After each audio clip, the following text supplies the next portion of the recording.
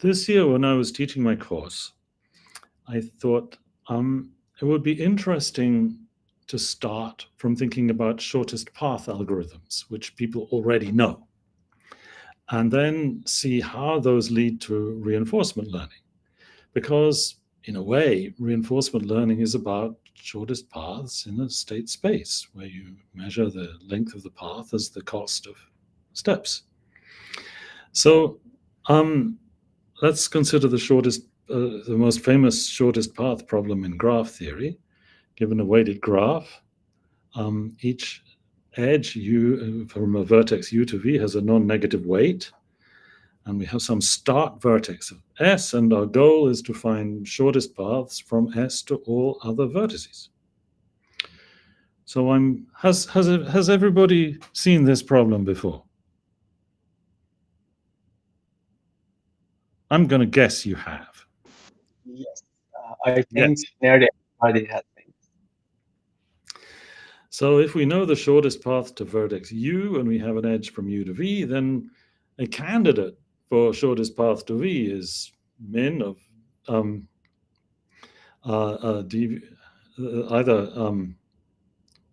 what should that be?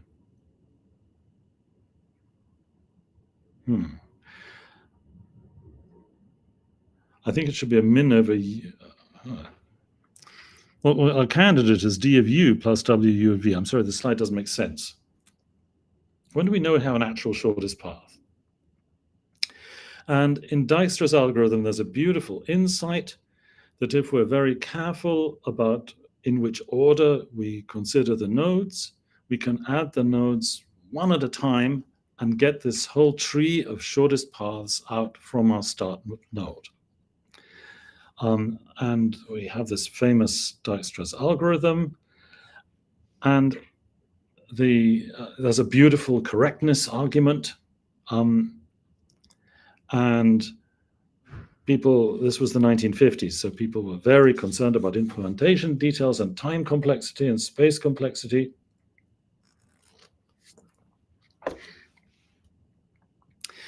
And I'm not sure, and it has been applied. It's such a basic algorithm. I suppose its application is to be modified for every purpose you want to use it.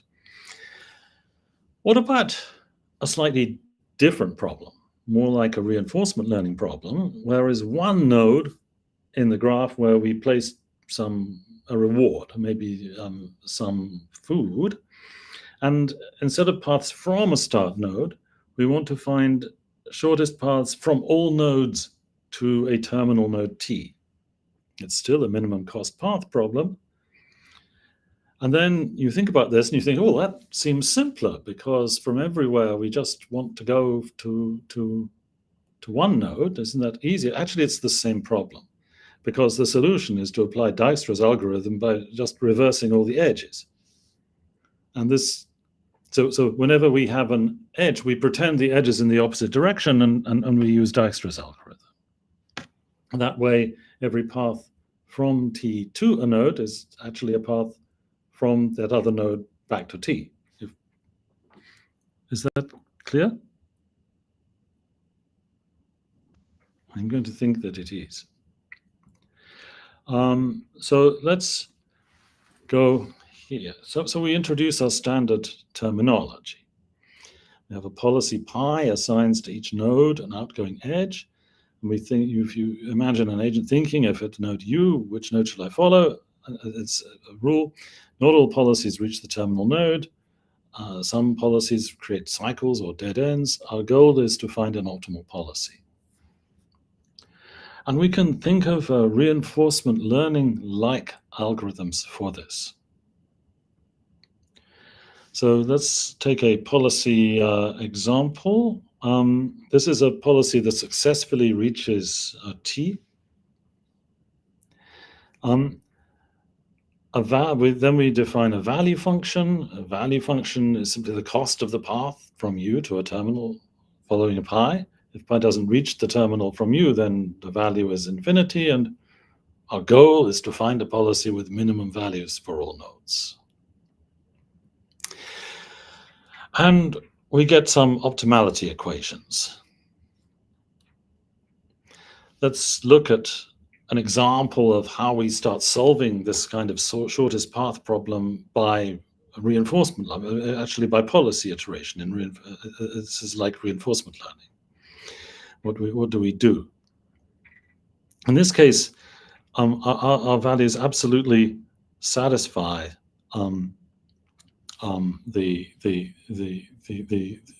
we satisfy the optimality equations at every node. The value at a node is indeed the cost of going to that node for the policy.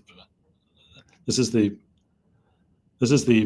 policy edge from the node. We specified pi of u being the next state, plus v of pi of u. And this framework kind of generalizes to stochastic transitions and infinite horizons and different optimization criteria. It leads to full reinforcement learning. But the Bellman equations remain fundamental. Now, let's just look at the algorithms we're thinking of here. Let's look at this policy improvement example. Consider this suboptimal policy with a loop. This is a terrible policy because we just go round and round this loop, and the v is infinity here. Note that some of the values here, we've got a Bellman value equation is satisfied everywhere, but the values are infinity where the policy doesn't reach the terminal. We can improve by choosing better edges. Okay. Now, our key principle, now this makes policy improvement very intuitive. Look for better edges. At node A, we follow node A. Until we want to follow AC with a cost 3. At node B, we could follow BA, or we could go to BC with a cost 3. So the improvement is to choose these better edges. We can choose them both at once or one at a time. It doesn't matter. So if we choose that one, if we do a policy improvement operation here, we find a shortcut. This is policy of improvement is finding shorter routes. So we go from here to here, here to here. And we want to recompute our values back over all nodes. It's easy. All we need to do is to follow back from V, and there will be a tree of nodes behind it. And we get different values for them. So that's easy. The key observation is that if we improve any one action, it improves values globally. Even nodes that still make suboptimal choices, like A, benefit, and this monotonic improvement property is fundamental. Now let's improve A's policy, and we get to the optimal policy. So we've reached optimal policy in 2 steps. When can we stop? When the Bellman optimality equations are satisfied at all nodes. Now, what have we achieved?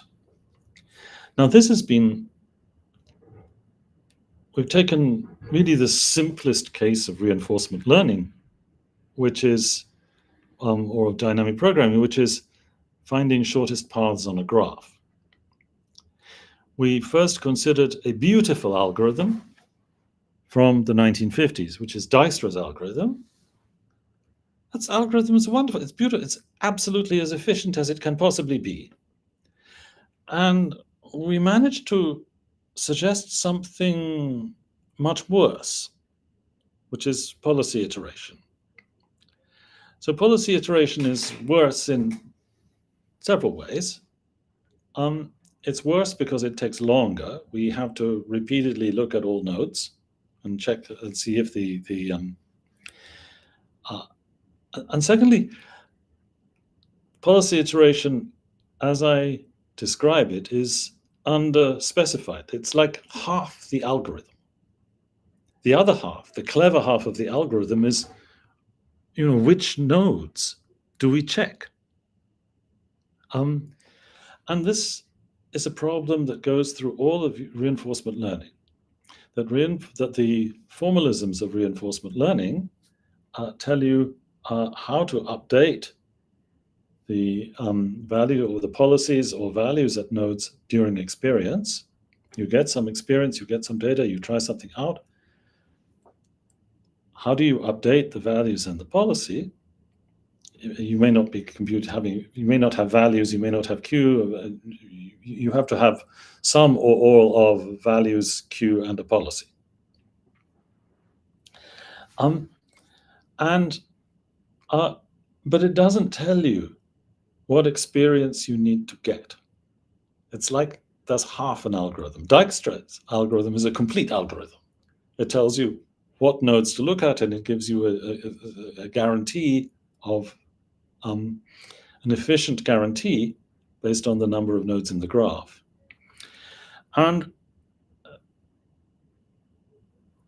in interesting reinforcement learning problems, we have a state space which is going to be enormous. We can never visit it all, but there is theory and all sorts of many different algorithms for making use of experience, but it doesn't tell us what experience we need to get.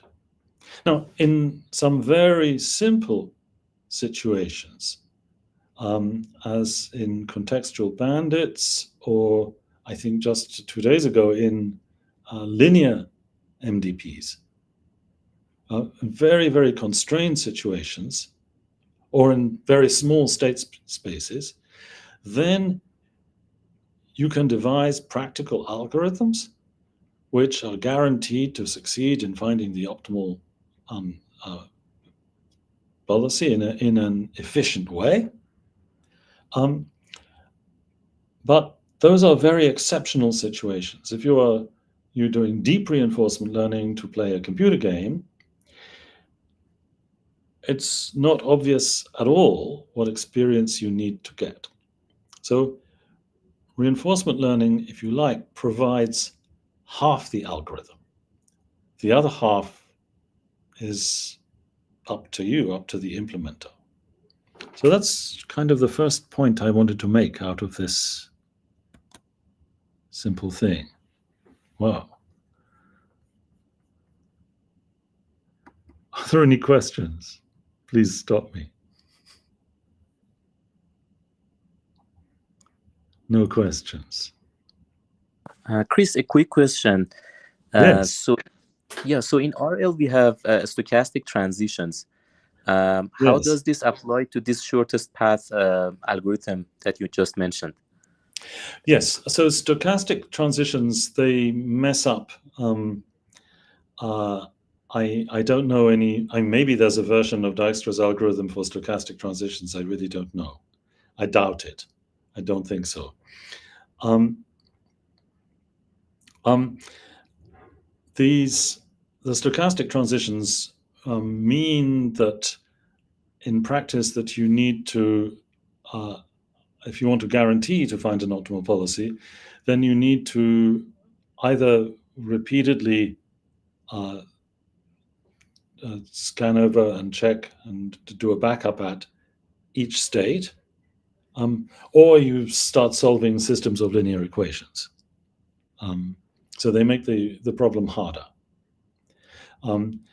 The point I'm making by comparing it to Dijkstra's algorithm is that Dijkstra's algorithm is a beautiful and complete algorithm, and that in reinforcement learning, the whole point of our reinforcement learning algorithms is that or one of the points of reinforcement learning is we don't have to visit all the state space. We only need to visit relevant parts of the state space, but we don't know what's relevant.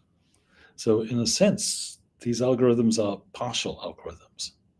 And that's why implementing reinforcement learning is so difficult in complicated cases, because you don't know what exploration to do. Let's look at some other problems with. Are there any other questions?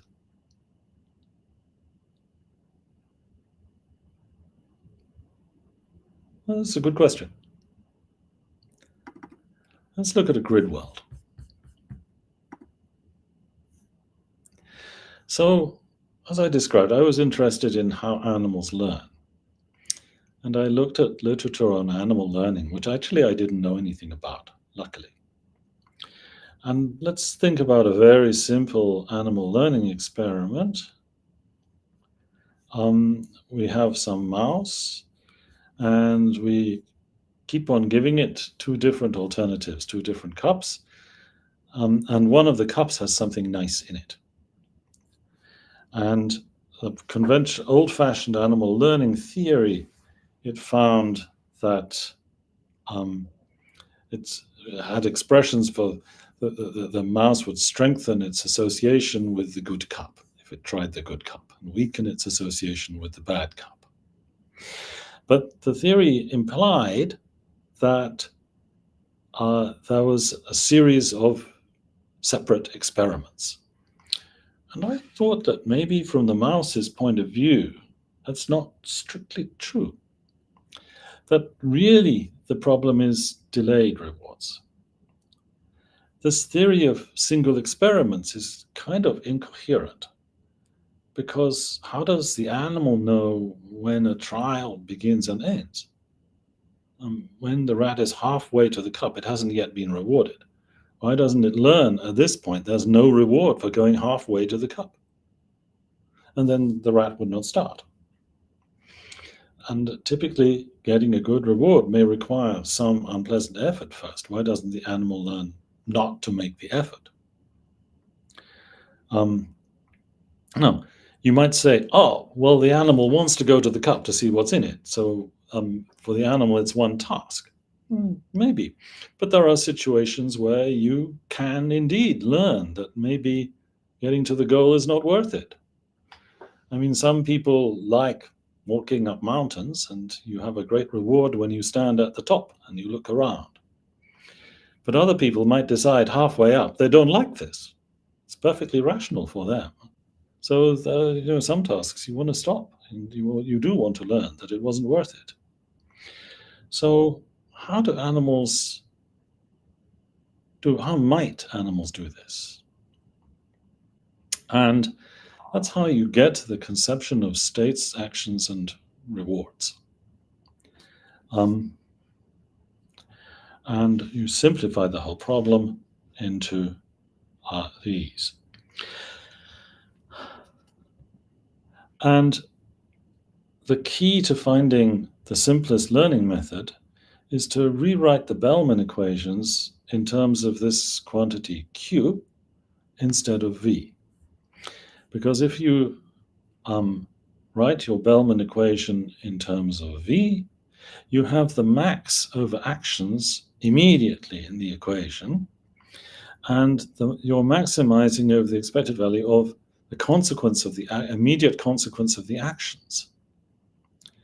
But that means you're maximizing over many different actions, and you only took one. So how do you do that? But if instead we introduce a function Q, then we store a different value of Q for each action in each state. Now we redefine V in terms of Q, and now we've transferred the max, if you like, to the next step.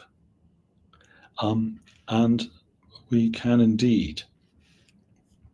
So now we've defined something as the expected value of something which we can estimate from a single piece of data.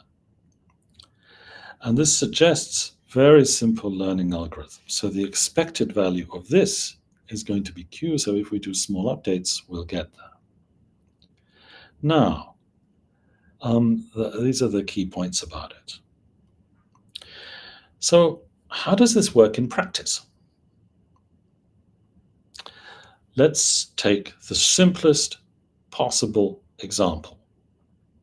Even we have an agent in a grid world, and how do we get this agent to learn?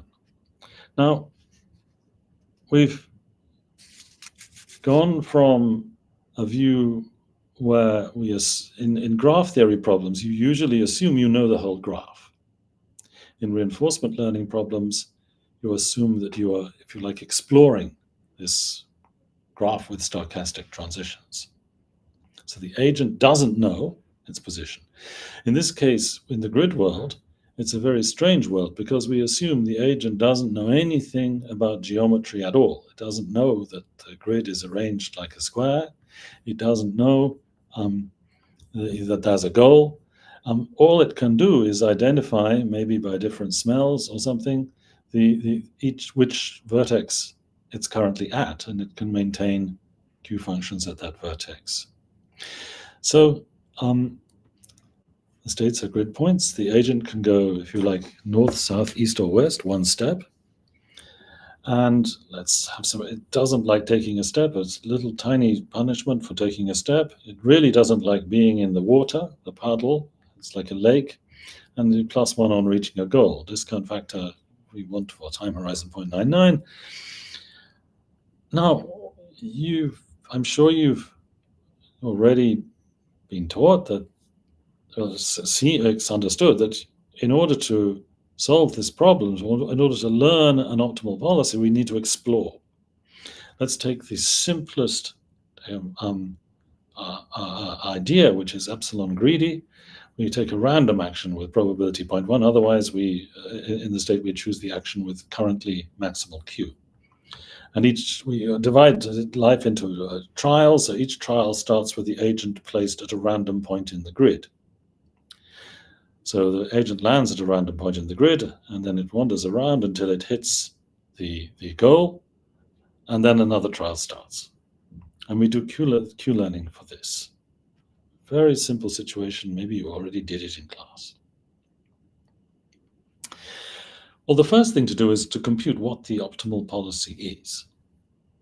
So we can use value iteration to compute the optimal policy by dynamic programming. Here we are assuming we know everything about the grid, and these are the values of states. So the highest value is this yellow at 1, 0. So we get out of so you can see if you're in the lake, you want to go across the lake and get to the goal here. But if you're on this side of it, you want to go all the way around. So that's the optimal value function which we want to find. And let's see what a QLearner does. Well, let's put a QLearner in here, and it starts off, and we see that the QLearner's performance is pretty bad. First, it has no information about where to go, and this method of exploration, which we thought of, leads it to go on something which looks like a random walk. It's not quite a random walk, because as it goes here, it learns that these states are unpleasant. I should say the initial Q value of everything is 0. So it learns these states are unpleasant because it keeps stepping around here, and it realizes all that it's doing is walking backwards and forwards. It's accumulating these very small rewards. And so it will tend to go somewhere else and tend to go somewhere else and tend to go somewhere else until finally we hit the goal. So this is clearly an unfortunate feature. We really need a sensible initial policy, otherwise exploration will be very long. After 1,000 trials, it's still not working. Still, we have two phases. We have a little tiny section where the agent knows what it's doing, and a section where the agent has learned how much is learning its self-avoidant policy. 50,000 trials. Oh, at last, well, it's starting to know what it's doing. 500,000 trials. At last, it's pretty much nearly an optimal policy. Let's take a closer look, because we've devised such a simple algorithm, and yet the behavior is rather complicated. And let's try to draw some lessons from this. So after 500 trials, what happens? If the agent is placed inside the target, it gets its reward, it updates the value for whatever it does in this in the target, and it gets put somewhere else. We can see that it's discovered that the puddle is not pleasant. And where does the agent know what? The agent is back chaining, it's working backwards out from the target very slowly, one step at a time. Oh, that's a second bad feature of this algorithm because we only back up one time step. Okay. After 5,000 trials, now I haven't clipped it. I've got it. These are the value is very close to 1 here because it's almost immediately going to get to the target. But what's happened? Our value, we don't get smooth or uniform convergence. What's going on? Well, the problem is that our initial starting values of Q were all set to 0, and that's too low. So what it means is that if the agent reaches a point from which it knows how to get to the target, it will stay on that path. If it goes up here, it's going to a place it has not visited, and really, by far, its best thing to do is to step back. So we get very long-lasting ridges in state space. Why is it coming out of these things like fingering here? Because if I have our agents wandering about, it's going to hit the end here with higher probability than going in and hitting inside here first.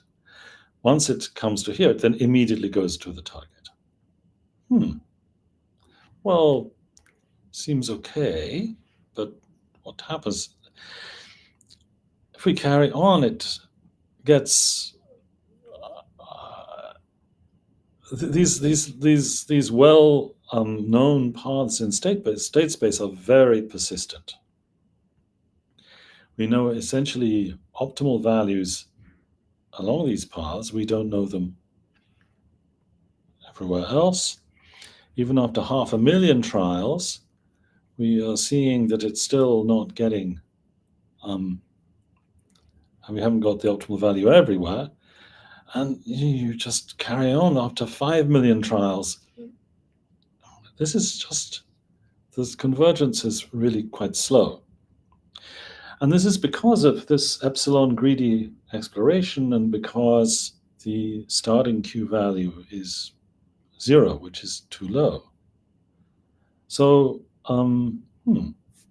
curious. Even though theoretically ultimate convergence is guaranteed, it's not happening anytime soon. And finally, we've noticed in this problem, I fixed exploration by saying the agent is dropped in a random position and at the beginning of every trial, right? So we see that's already very favorable exploration.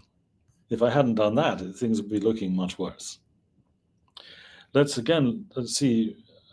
Okay, a hidden message here is if you want to understand any learning, if you understand some complicated numerical process, please visualize it as much as possible. So this, between trials 500 to 1,000, I counted the numbers of visits to states. Notice that you've got a lot of visits where the policy is a random walk. It knows how to get out of the puddle pretty quickly, and very few visits where the agent knows what to do because it immediately goes straight to the target. And here we can really see these common paths, these well-traveled paths in the state space. This is the same as before. We can see that. And these paths are not optimal. I mean, look at this. It goes up, along, and then down. So it didn't need to go up there. It could just go straight. So these suboptimalities can persist for a long time. And you might say, well, hey, this is only because you chose your Q values too low at the start. What happens if you choose the Q values too high? I think Richard Sutton recommends when he's discussing the small problems, you choose the Q values, you choose the starting values too high. What happens then? Well, for this problem, everything appears to work much better because the agent does a lot of exploration. It explores every state, and for this agent, if you set the starting values estimates too high, then everywhere it has not visited, every new place seems wonderful, and then it gradually learns that it's bad. And so the agent will systematically explore well, not systematically, but will eagerly explore all over the state space, bringing all the values down. Now, that's great if you have a small state space, but this state space is this is very small. It's ridiculously small. Any interesting problem like arcade games or chess or anything like that is going to have a really big state space. Many orders of magnitude bigger. And if you have an agent which is constantly exploring it, then you can never explore the whole state space. It just won't work. So these phenomena of well-worn, well-traveled paths in state space are going to happen in bigger problems with very high-dimensional state spaces. It's just you don't see it because you can't plot it. So again, it's the same point as last time. We really haven't specified the exploration, and exploration matters. That's after 5 million times, and you can see that we still have the effects of early history. So a Q-learning agent will tend to develop path habits in state space. In large problems, it is simply impractical to encourage too much exploration. So early chance explorations and successes may have long-term influence on paths taken. Not all the state space may be explored, but that is part of the point of RL.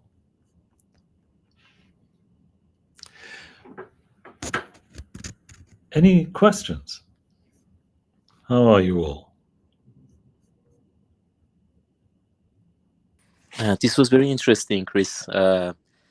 So one question came to my mind that you mentioned that if we initialize Q values to larger values, we will not see that effect of having strange paths and suboptimal paths. Yes. So I was thinking, so I have seen that in the textbook of Sutton and Bartow, this is mentioned as one of the ways to motivate the agent to explore better. Yes. But we have seen that very rarely happening in real world RL methods. Yes. Is that true? Well, exploration is the big problem. I mean, if you've got a small state space, then of course you can explore it all. That's fine. It's not a problem. I mean, if you could explore all of your state space, well, you might as well do dynamic programming. I mean, come on. There's little point in learning. The point of learning is when maybe you can't explore the whole state space, and then you're going to get these paths. If you give too much of an exploration bonus, then the agent will just go off into the sea, into the distance. I see. So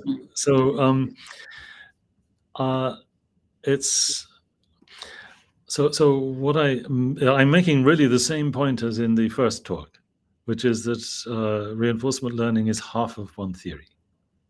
I see. I would put it that if Christopher Columbus had sailed off into the Atlantic Ocean and he used epsilon greedy exploration going randomly north, south, east, or west, then he would not have discovered America. He had a theory. His theory was wrong, but he had a theory. This is, let me, any other questions? seems like there is one more question. Ali Reza, please. Yeah.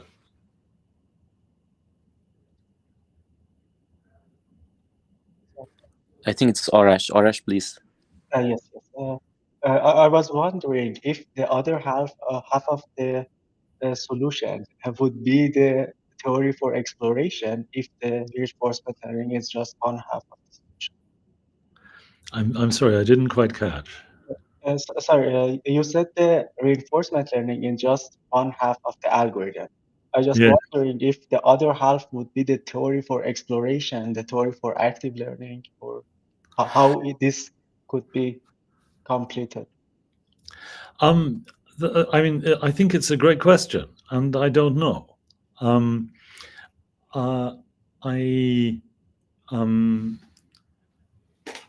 It's turns out to be it turns out to be difficult or probably impossible to give a good theory of exploration in random graphs, because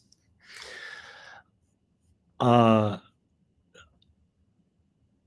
reason, I mean, in the reinforcement learning research literature, when you read papers, they compare the performance of all the different reinforcement algorithms. They have 10 different variations of the algorithm, and they have different performances. And you look at these graphs, and you think, well, why are the performances different?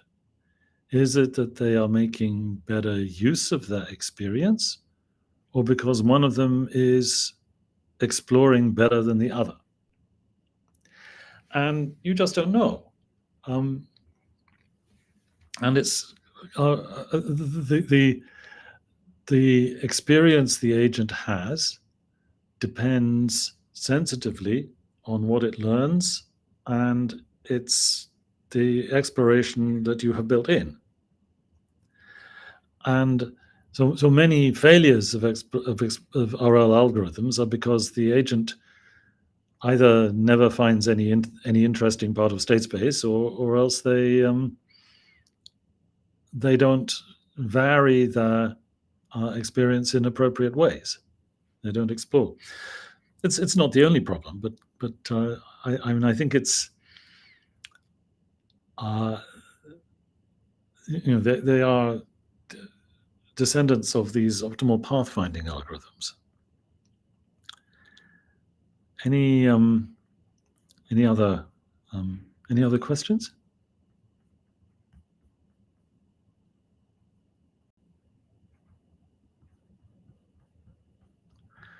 Let's try. I had a little talk on limitations of RL, which I gave at a workshop some time ago. So this is reinforcement learning and animal learning. I like this talk, but of course this is more sophisticated because I don't know the answers to any of the questions I raise. So, I mean, it's a very reasonable question to ask: is reinforcement learning an adequate theory of animal learning? I mean, the answer is absolutely no. But the question is, first of all, knowledge representation. Does reinforcement learning produce the right knowledge? I'm cover a number of different topics. So let's look at this. So what I thought at first, way back, was that the theory of reinforcement learning was great as a model of animal learning, because you could have very simple algorithms that even flies or beetles or insects or slugs and snails could use. Actocritic or Q-learning. They could acquire optimal behavior without having long-term memory or prediction of state transitions. You can even have policy gradient, where you optimize your policy without V or Q. So that was an obvious research program to use function approximation for V or Q over large state spaces and learn state transition models and combined with RL for upgraded learning. It took about 25 years. So it's apparently attractive as a theory of animal learning. Entry-level Q learners could progressively evolve upgrades evolving, acquiring a larger state space, look ahead with learned models, better internal reward models, and so on. Do I believe any of this? I'm very hesitant about everything here. The first point to make is that the knowledge representations in RL seem very limited. You have a policy, value function, or Q, or advantages, or forward simulation. You're assuming some state space. Well, that's maybe there are other kinds of knowledge representation which you might want to learn. Policy. A policy tells an agent what actions it may perform in a given state. It doesn't say why some actions are recommended and others are not, and an agent following a policy has no idea whether its policy is working or not. I'm just following. Value functions. Well, value functions, typically they want to be discontinuous. I mean, if you consider the value, if they are continuous, it's only because of you don't have precise measurement or of some stochasticity. I mean, if a lion, imagine a lion in Africa, it's hunting an antelope or a zebra or some prey. Well, either it's close enough to catch it or it's not. The more knowledge you have, the more discontinuous the value function seems. Value functions definitely have discontinuous gradients. The reason is that the value function is a kind of maximum over all plans. So there's no reason to suppose that they want to have discontinuous gradients. They're kind of semantically diverse. Different components of value are all combined, so joining of different plans. And the value relates to only one plan, the optimal plan for each state. You don't keep your other feasible plans. And in reinforcement learning, your discovery procedure is interpolation of recursively estimated value, which is not a great discovery procedure. You need lots of data. The value function is the final result of behavioral optimization, and much information has been discarded. And learning a correct value function over a large state space is unlikely. Is an incorrect value function the best intermediate form of knowledge? These are all questions. So let's take a specific example. Let's look at the value function for the pole balance. Going all the way back to the pole balancer. Let's think about this pole balancing thing. Are you all familiar with the pole balancing problem? From Sutton and Bartow's book. Yes. We had it in the homework. Oh, excellent. Right. So did you draw this diagram of the value function? Not this guy. We simulated it in the Jimmy one. Great. Okay, so let's think about this from first principles. What does the value function look like? The optimal value function. Well, first of all, if you have your pole nicely balanced in the middle, you're safe. You can go left or you can go right, but you can correct it. You can dance around. You can go backwards and forwards or stay still. It doesn't matter. You're safe. If you follow the optimal policy, your pole will not fall over. So there is a region of safe states where the value function is absolutely flat. If you go to the edge of the region of safe, so if your pole falls over just too much, then you can't push it back up again before you hit the end of the track. Then you're doomed. You're going to die. The pole is going to fall over. There's a discontinuity. And the value gets worse and worse and worse until it finally falls over. You tried. So this is an example of a typical discontinuous value function.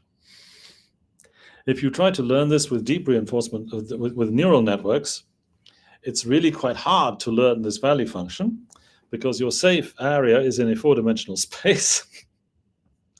You tend not to learn the full boundary of the safe area, or not to learn it quite correctly.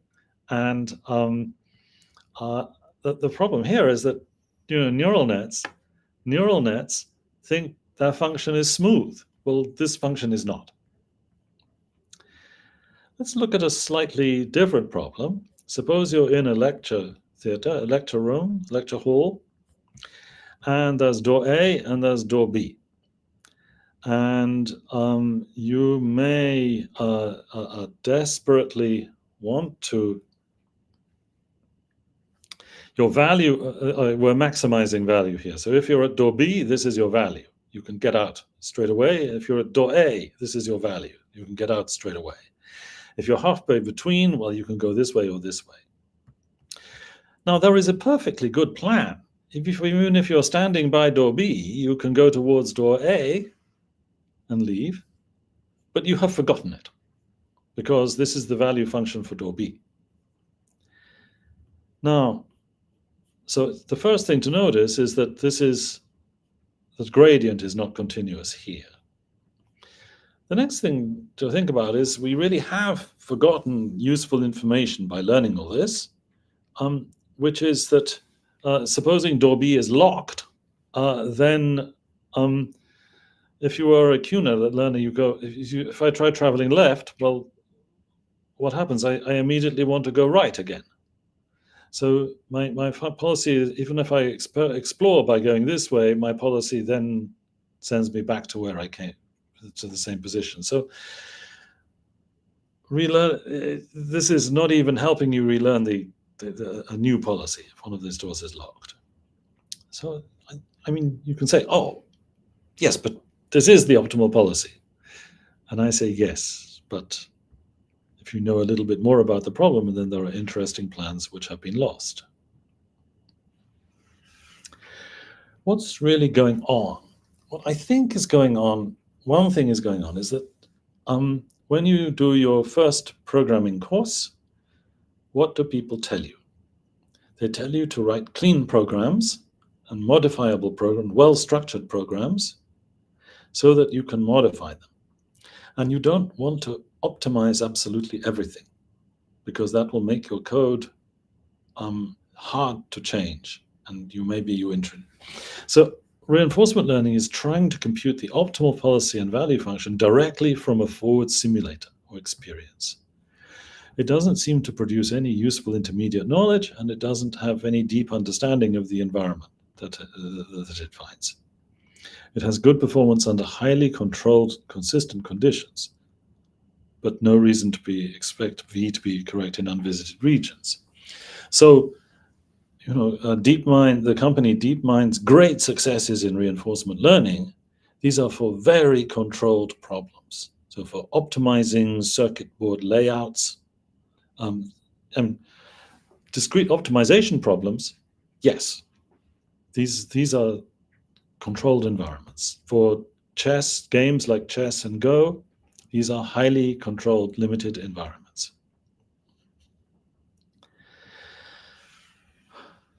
The next question we might ask is, how do state spaces become large?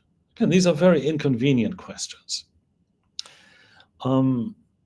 There are a number of different ways in which state spaces become large. First of all, you may try to represent everything, some very complicated dynamics. Generally, you want to be able to have some abstraction of your state space, which is useful, but it's not obvious what that will be. Secondly, you may want to put in your goal as part of the state. That immediately adds more dimensions so that you can learn to achieve different goals. There are rather more subtle ways in which it can happen, which is that sometimes you put in, I can't remember, do I say this on the next slide? No. Implicit prediction, this is a nice one. So suppose I live in London, so quite often it rains. And the question is, what is my optimal policy action in the current state of the world? Is it to take my umbrella so I can protect myself from the rain or not? I don't like carrying my umbrella, so there's a cost. So I want to take my umbrella only if it will rain. Now, what is the state of the world? Well, there is a problem. So really, the dependence of my decision to take an umbrella should depend upon a prediction of whether it will rain. Is it going to rain? And there are many pieces of information which are relevant to that. I can look out of the window, I can look at the sky, I can listen to the weather forecast, I can look at people outside in the street and see if they are carrying umbrellas. I can do all sorts of things. So if you include all the information you need to make certain predictions in your reinforcement learning state, then your reinforcement learning state starts becoming quite big, which destroys your reinforcement learning. So that's an important way in which then, of course, sometimes there is a path dependency of your reward. My favorite example is collecting a shopping list of items in a supermarket. Supposing I go to the shops and my goal is I have a shopping list with 20 items. And I take my basket and I go around the shop and I put things into it. Well, there are 2 to the power 120, so 2 to the power 20 states of my shopping basket, corresponding to different sets of items I can have in it. 2 to the 20 states for this simple problem. So, do I want to learn the optimal strategy for putting things in my shopping basket using reinforcement learning? I don't think I do. So I would call aspects of state like this reward state rather than dynamic state.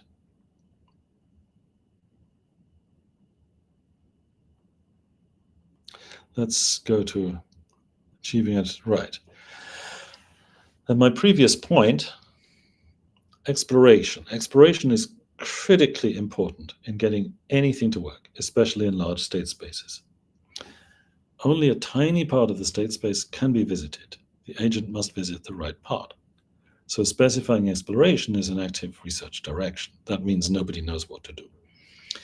The outstanding success has been exploration by self-play in adversarial games.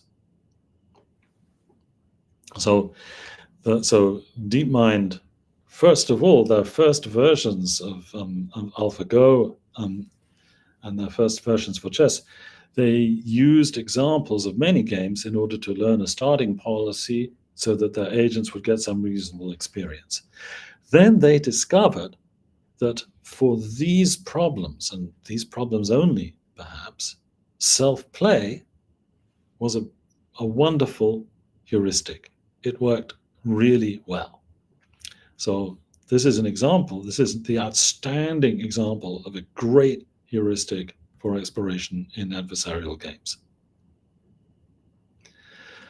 What's this?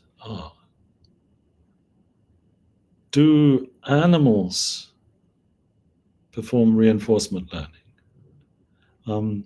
I say they do not. Well, there are many things they do, which may involve some learning, but I think the description needs to be a little more. So I don't know if you know, do you know the bird called the cuckoo? Have I got a picture of a cuckoo? No, I'm so sorry. Do you know a bird called a cuckoo? This is the bird that lays its egg in another bird's nest. You know that, Professor. We also have another name for it in Persian. Oh, I'm sure. What is the Persian name? Oskol. Oskol. Usually, these birds, they have a distinctive name because they have a call that is easy to recognize. Now, what is interesting about European cuckoos, I don't know if you have the same ones in Iran. The egg hatches in another bird's nest, and you would hope that the parents would hang around, and then the child would come out of the nest and then meet its parents and say, "Hey, that was great, well done." And the parents would say, "Were you well fed?" And the little bird, the child would say, "Yes." Then the parents say, "Let's all go off and go together down to where we go in Africa in the winter." That's not what happens. What happens is that the parents, when they lay their eggs in the other nests, their job is done and they go away in August. The children, they are grown up and they can learn to fly in September. So the children never see their parents, and they have to make their way from England to usually this part of the Congo or here in Africa. They have to cross 2 seas and the Sahara Desert and get there, which is a very dangerous journey. So these birds are born, I claim, with a lot of knowledge.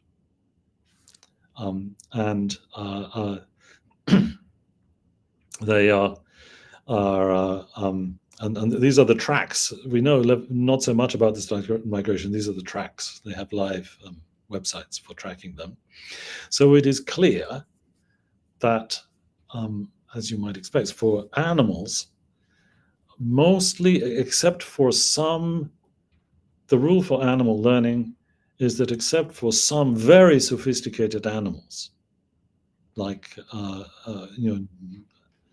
higher animals like dogs and cats and people and whales and some birds, that we really do not learn so much from rewards during our life. It's not easy.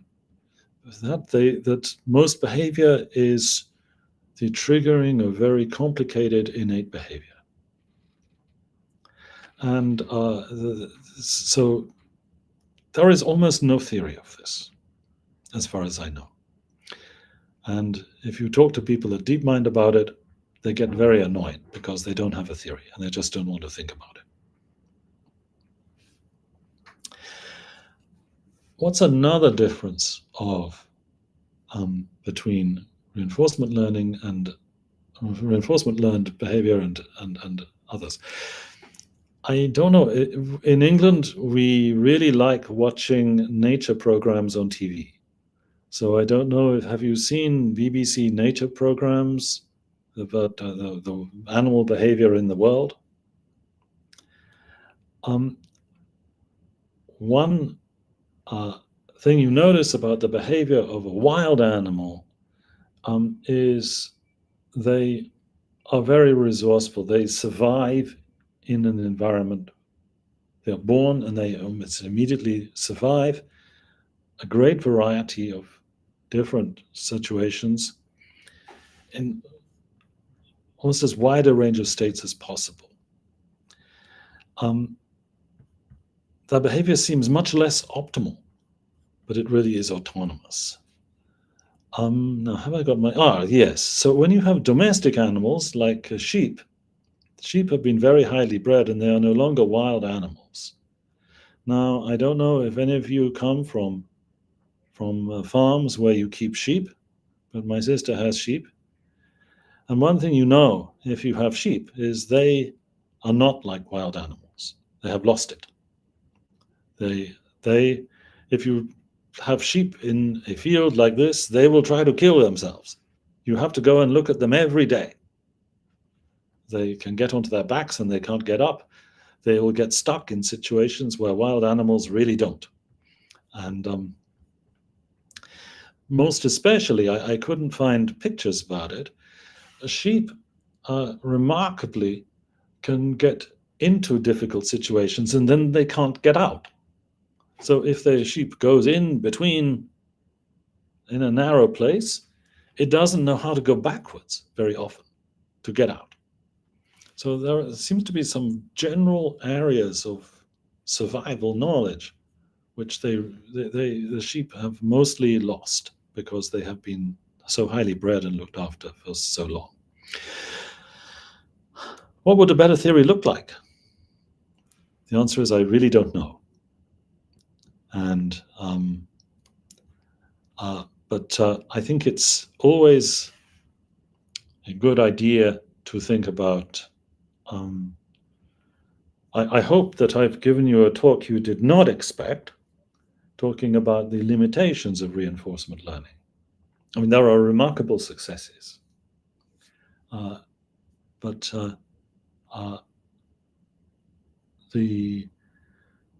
I've pointed to two big limitations. One is that exploration is not specified, and secondly, that the knowledge representations seem to be rather few and not what we normally think of as knowledge.